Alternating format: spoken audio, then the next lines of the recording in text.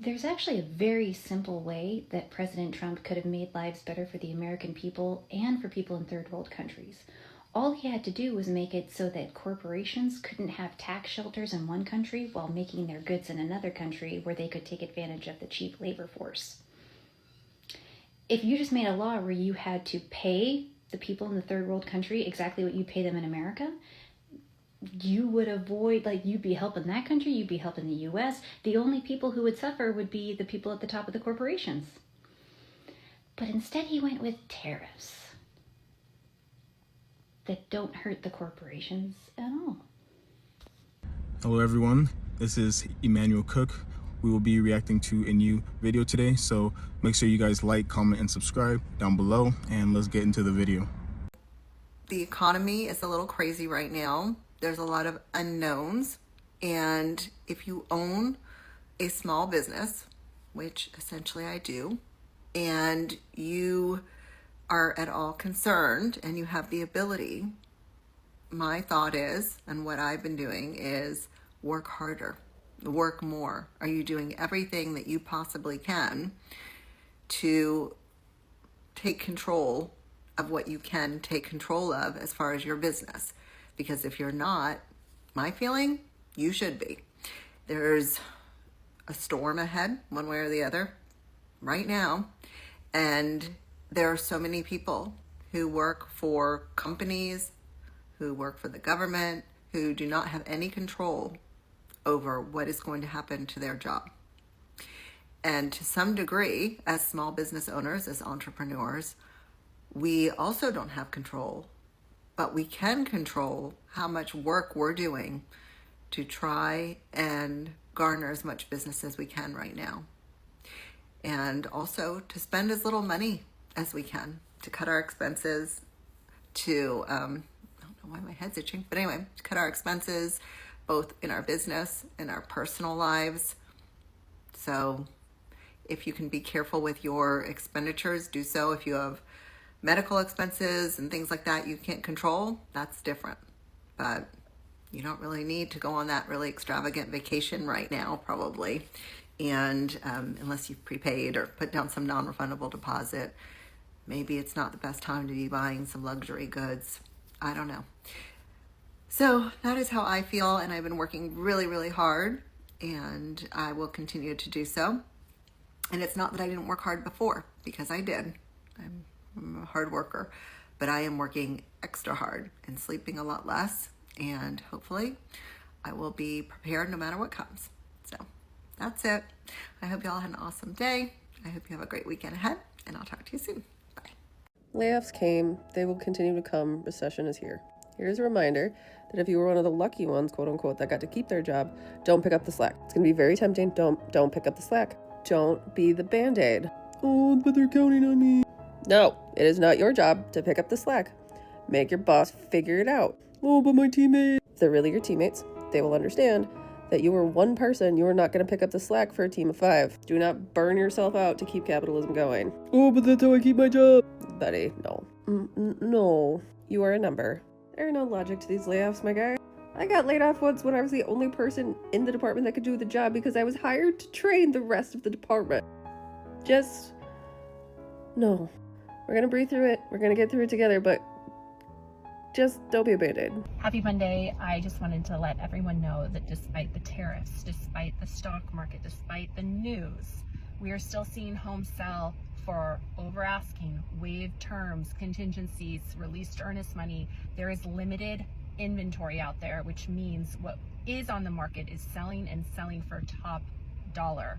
Rates are coming down. That's going to drive prices even up more. So stay tuned. So why is the real estate market so crazy right now? Let's look at the last few years. We saw crazy bidding wars, houses selling for $100,000 above asking, and all sorts of crazy shit back in 2020 when interest rates were in the 3s. Some people even secured below a 3% interest rate, which for those of you who don't understand, your interest rate significantly impacts the amount of house that you can afford. So we have the craziness going on in 2020, and a big factor of all the activity and people wanting to buy was due to the lower interest rates. So cute. Interest rates then began to rise, and in the back half of 2022, I saw a bit of a slow. People were, of course, still buying houses, but houses were sitting on the market a little bit longer. Some homes were getting multiple offers, but in general, we were in a more normal market. Now we enter into 2023. Rates have continued to creep up. Now we're in the mid sixes, and all of a sudden we have all of these people who want to buy homes, and we're back to homes getting 15 offers, houses selling 30 to 50K above list price. But why?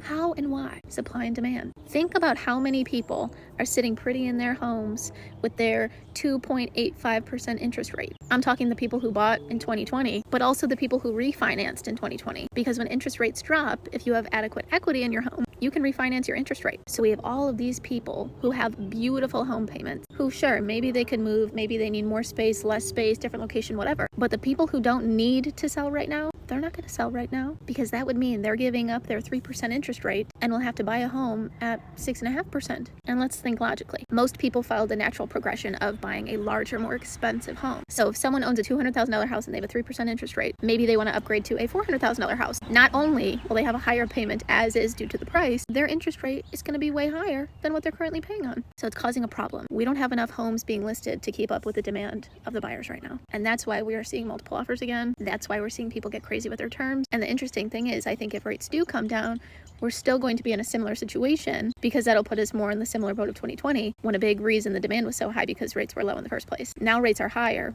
and demand is still extremely high. We just don't have enough supply. So that's driving prices up. Wild. There has been a lot of economic uncertainty these days, especially surrounding the US and all of the trade. A lot of countries are deciding to turn away, whether that's temporary or not, we aren't sure, but a lot of people are deciding to turn away from trade with the US. This is in no way advice for anyone. Everyone should do what's best for them. But what I have been doing lately is investing in world markets as well. Something like VT or VTI. Both VT and VTI have a very similar rate to the S&P 500. So I'm just making sure that I'm well diversified. The other thing that I'm doing during this time is actually dollar cost averaging, where you spread the amount of funds that you want to invest over a certain amount of days or weeks or months. Say you have $10,000 and you want to put it all into VT.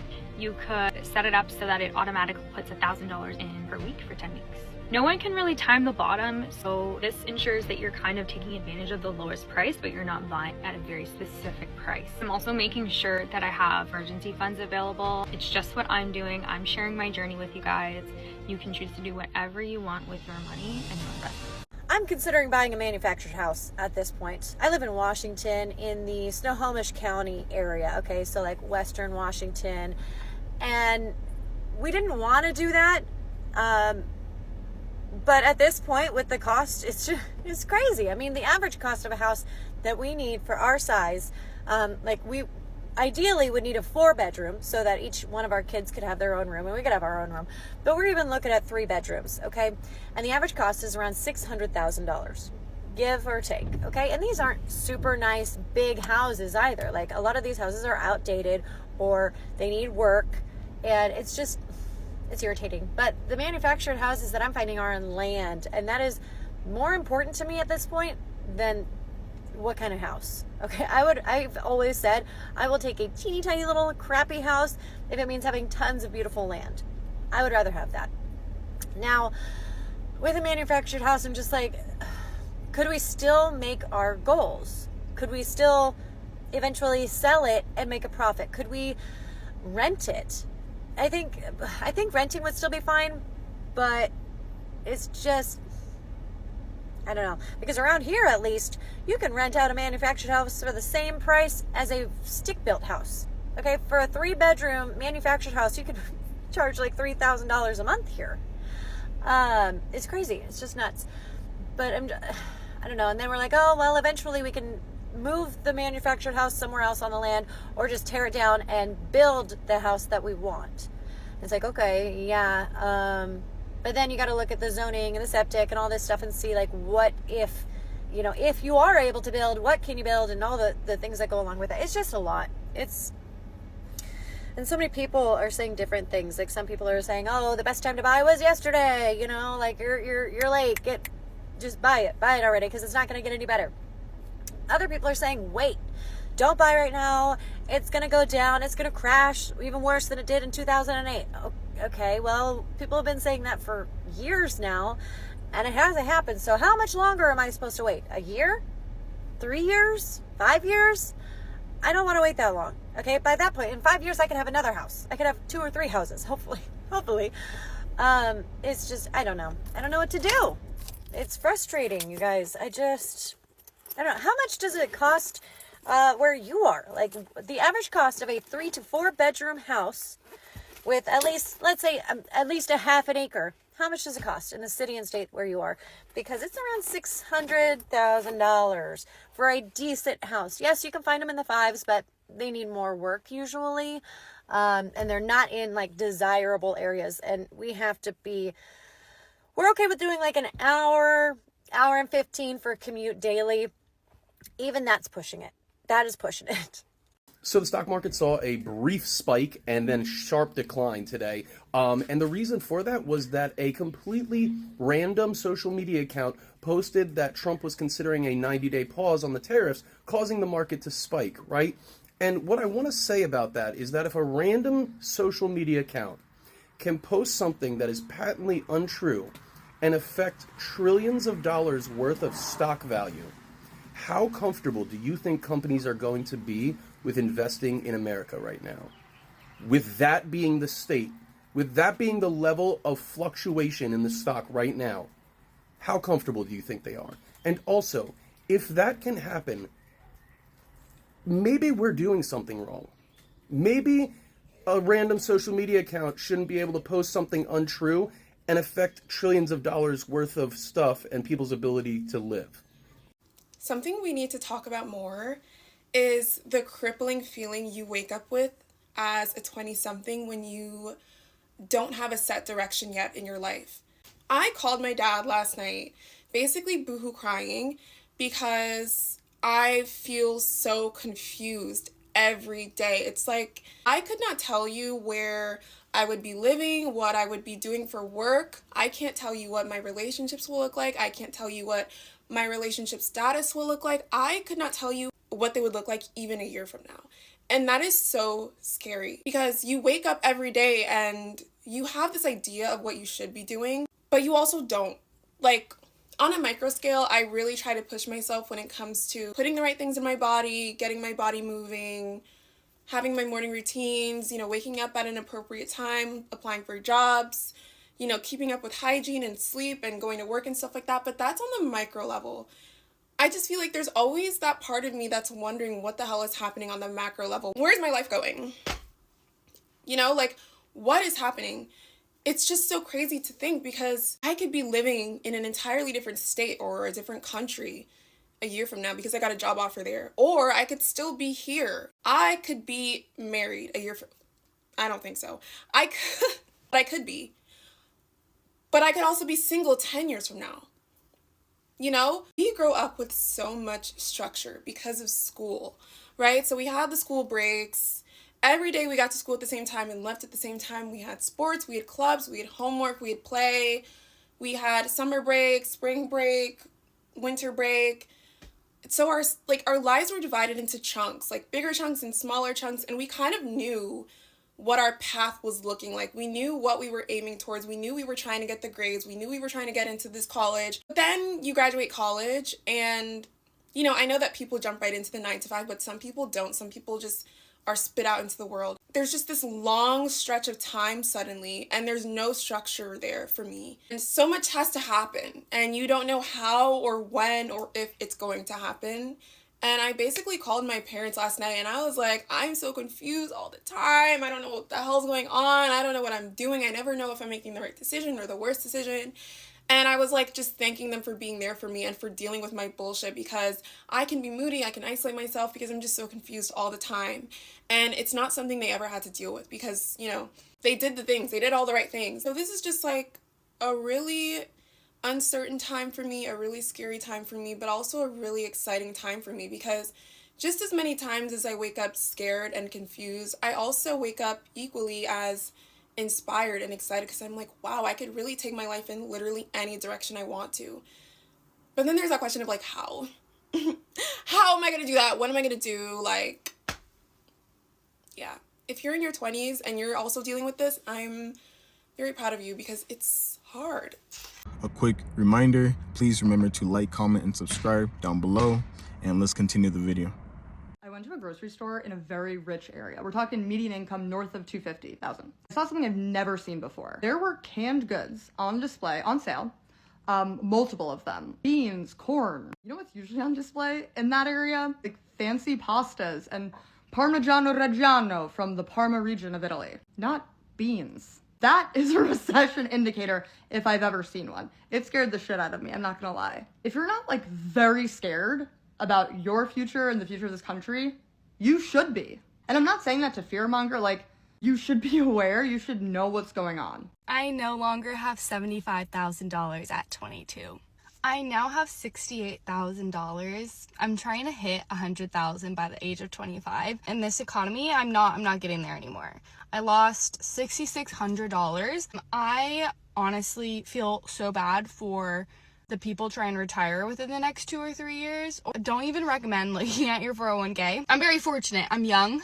We're going into a recession and I don't need to take my money out because I have a savings of 6 months. And I'm just gonna leave my money in until the market goes back. But like, what the hell? So I've been super into politics recently. Everything's increasing.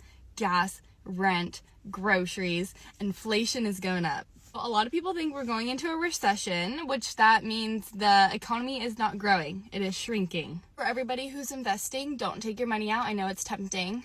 If you have a savings, hopefully you have your emergency fund. I always say, have your emergency fund first. And the market will eventually go up and you won't lose your money, like it'll go back. But I'm kind of pissed. I'm pissed. You guys know that I am pre-recession prepping, and on one of my last videos I talk about getting rid of some of the subscriptions that I have. And so I wanted to come on here and go over the subscriptions that I have, okay? There's actually 10 that I have, and I'm sure some of you probably still have these if you haven't already canceled them, but I was just gonna go over them. Okay, so right now, or these are the ones that I have, okay, or had. I had Savage X Fenty, Peacock, Sirius XM, American Home Shield, Misfits, Netflix, Hulu, Amazon, Linktree, and Planet Fitness, okay? And so when I added all of those up, my total came out to $262.11. That's almost $300, okay, of stuff that I'm not even using. Forgot I even had some of these, okay? Now, so far, I have canceled the Savage X Fenty, which was $59.95 a month. I don't know why I had it. I just thought it would come in handy. I would use it, but it wasn't. It wasn't useful at all. Like, I didn't need it, never used it. And then also Peacock, I've canceled that. That was $8.65. Misfits, $49.17, okay? Now that would change also just depending on what you actually selected. These are actually groceries, okay? Misfit groceries. So you could change it. It could be higher. It could be a little bit lower. But the majority of the time, it's probably going to be closer to $50 if you want to get free shipping, okay? So $49.17 is about what I was spending monthly. The Sirius XM, $10.81. Planet Fitness, $10.83. And so that made my total come out to $139.41 that I am saving now, okay? Now, I haven't canceled Hulu yet because someone in the comments on one of my other videos told me not to cancel it yet because they're coming out with the new Handmaid's Tale, and I definitely want to see that, so I'm going to wait until I watch that. And then I'll cancel it then. But that's $10.81, okay? So whenever I cancel that, of course, that's going to be a total of $150.22. So I'll actually be saving more than half of what I was paying. So again, I was paying $262.11. I'll be down to $150.22 once I cancel Hulu, okay? So that's actually pretty good. There's a lot I can do with $150.22. That's definitely groceries, gas. I can even use some of it to apply towards another bill or something. So definitely going in the right direction. But I just wanted to go over this list with you guys and just, you know, like I said, go over all the money that I have been wasting. Now, this is definitely something that I should have done a long time ago, but I did go through my bank account just to see what was being taken out. And I know a lot of us see that, these little payments coming out of our account, and we don't think anything of it, right? But it really adds up when you think about it. So if you haven't done that, if you haven't made a list, like actually write it down, look at it, and you'll really be surprised. But I just wanted to come here and share that with you guys. Man, she had hella subscriptions over there. $262. When will you have time for any of those things? you don't have time to watch all of those shows. You really don't. So it's like, then why are you spending so much money on subscriptions? Just remove all of those things. Buying groceries, getting a drink with friends once or twice a week, getting a little daily coffee or tea should not be setting anyone back financially, and the fact that it does is an indicator of an unsustainable economy. Like, most people aren't driven by wanting to own the whole world and understanding stocks in the market, and most people just want to break bread with their friends, with their community, catch a vibe. And I reject any rhetoric that calls that excessive, that calls that financially irresponsible. Spending a little extra on groceries will never do as much damage as greedy people in power. We saw that with the tariff stuff. We saw that with the 401k stuff. We really, as we go further and further into this economic chaos, we gotta reject rhetoric that puts so much blame on individuals who mostly just want to be able to pay their rent, hang out with their friends, and maybe travel every now and again. That's not excessive. That's not irresponsible. People have a right to life and living. I was 11 during the Great Recession. I remember my dad being genuinely just stressed out to the max, always having the news on, always just talking about it, because my dad was a car salesman. This man sold cars through the Great Recession. He had been selling cars in this country since the 70s. And I remember being genuinely concerned about if my dad was going to be able to afford to live. And it was also the same time my dad was dealing with immigration stuff that was costing him, at the end, it cost him like $70,000 to be able to stay in this country during the Great Recession. And when my freshman year of college, I took a psych class because I was an education major on, what has made Gen Z the way that they are. And one of the proponents of it is the Great Recession. Whether or not Gen Z was aware, they watched their parents lose their jobs. They watched their parents struggle to put food on the table. If they had older siblings that were millennials that were graduating college, they struggled finding a job. And Gen Z, no matter their age, saw this and now don't value education. They have residual trauma from it. And Gen Z is graduating college. I'm the oldest band of Gen Z. I'm 97. And now Gen Z is dealing with that themselves. They can't pay their student loans. There's no aid for them. They can't get jobs because there's no jobs. Jobs are systematically being erased. And we all thought the Great Recession was the worst thing it could be, and it got worse. And that is a frightening thing as someone who is educated. And I don't have an answer. And it's really scary because I literally teach Gen Z, Gen Alpha kids. I teach them Avid. And I'm like, here's why you should go to college. And in the back of my mind, I'm like,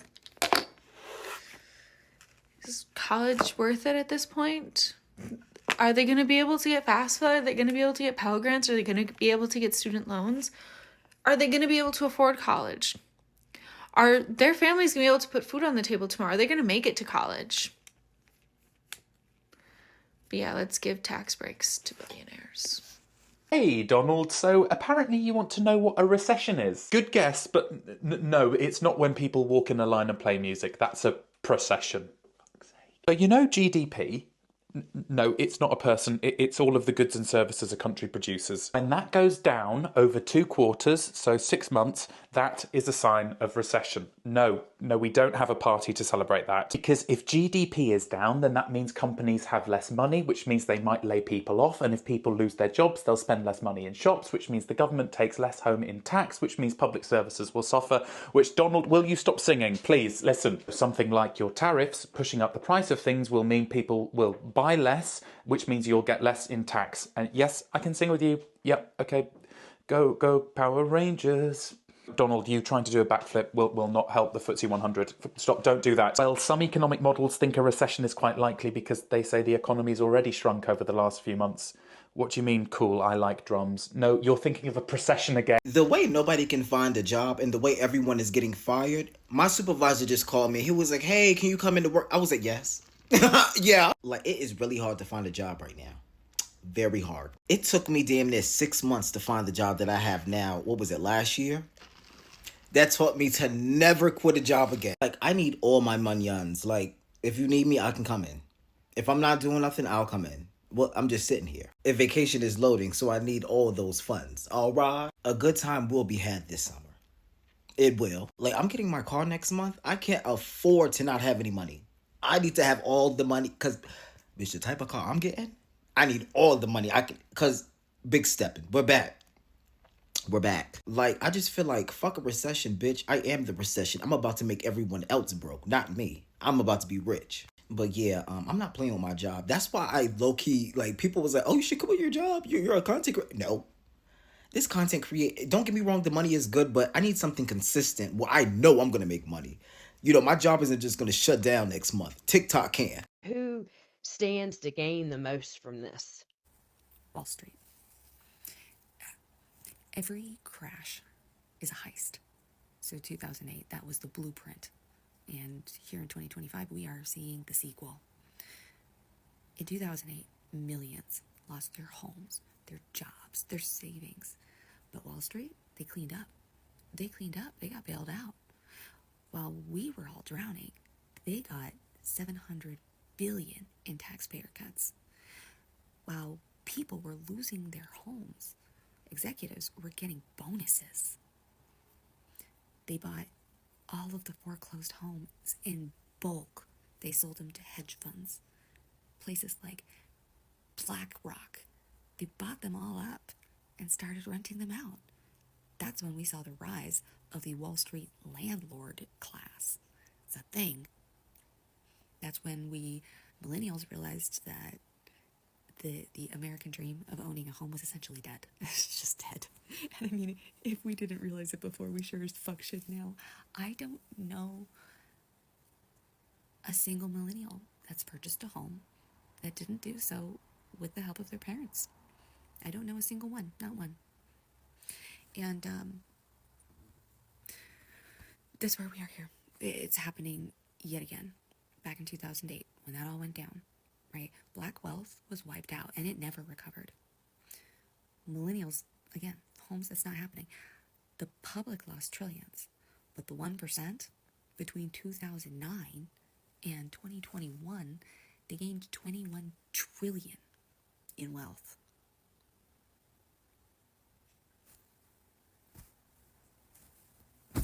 It's going to be worse this time. And we just saw today in Japan, they literally had to close, they had to, like, I don't know, hit the circuit breaker or whatever it was that they do that makes people stop trading. They had to stop it. We are going to wake up later today to a very bad day. It's going to be a bad day. What the hell happened on Wall Street between 8:43 and 9:17 yesterday morning? Because from the outside, it looked like the biggest pump and dump in history. For those who don't know, a pump and dump is when a stock, usually one with no real value, like the US market right now, gets driven up through hype and manipulation, and then crashes just as fast when the people behind it cash out. For 34 straight minutes yesterday on Wall Street, that's exactly what all the major indexes look like. It felt like we were watching a penny stock shoot to the moon, only to slam back down to earth, except this time it was the entire U.S. financial market. The Dow started the morning down 1,700 points, and then suddenly shot up to over 800 points. And then just as quickly crashed down to a loss of 629. The S&P and NASDAQ did the same, with violent swings up and down within minutes. Now, am I saying the market was manipulated by an outside force or a coordinated group? Of course not. I have zero proof. But it is curious that a fake story about a 90-day pause on tariffs went viral on social and news media right before the spike. And it's even more convenient that it took the White House a full 20 minutes to deny the claim. That would be plenty of time for folks to unload a position or two in a free-falling economy. I simply do not claim the recession indicator videos, and let me tell you why you shouldn't either. There's a few reasons why, but if you're Gen Z like me, you've probably just simply not known better.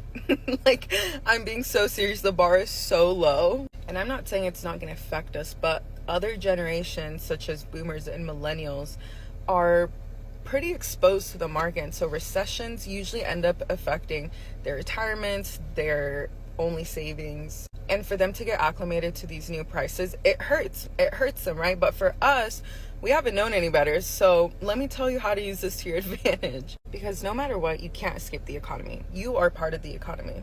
So one, while the stock market looks terrible, you're actually going to go and buy stocks. I'm not kidding, you're gonna go and buy stocks. My favorite analogy that's pretty accurate is that everything is on sale right now. And for Gen Z, there could possibly not be a better time to actually intro yourself to the stock market than now. Anyone who is retiring this year, I feel sorry for you. I feel so sorry for you, because right when it's your turn to stop working and retire, the market crash. Stuff is so expensive that you still have to continue to work. Do you know how painful that is? You worked your whole life since age 14, 18. Like, you worked your whole life, and then when you're about to cross the finish line and have a nice retirement, now you don't have enough money.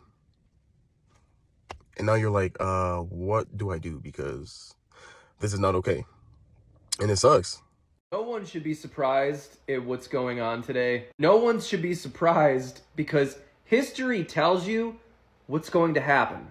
It's that simple. If you want to see what's going to happen with a certain circumstance, it's probably well documented in history, and you can look at how it went before. Like how when we implemented tariffs through the Smoot-Hawley Act, it sent us deep, deep into the Great Depression. And this is likely going to happen again. But meanwhile, here in the States right now, there are Trump supporters watching their 401k dwindle, and it could dwindle down to zero, okay? And these people would still be cheering him on. Meanwhile, he's likely shorting the markets and making money, or they intend to shoot everything to hell to take advantage of corporations who don't go with the Republican wishes, make them come begging to not crumble. And then when people lose and things are up on the market, Muskrat and all of his minions can come in and buy everything up at a discount. You all voted for this. It's going to get much worse, and you deserve it.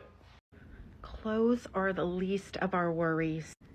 Everything that we buy, shoes, shirts, appliances, cars, coffee makers, comes from China, Canada, or Mexico.